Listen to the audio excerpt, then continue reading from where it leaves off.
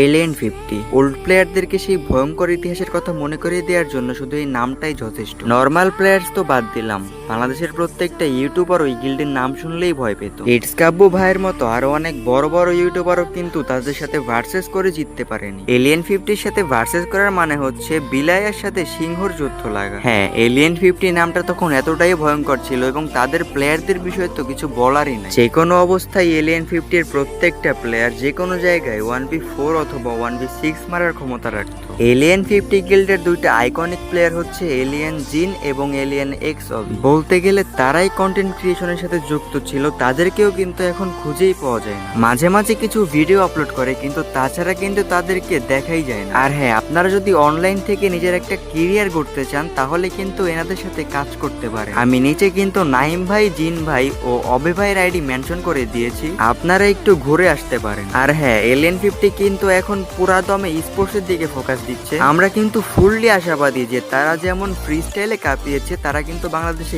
স্পোর্টসেও কাঁপাবে।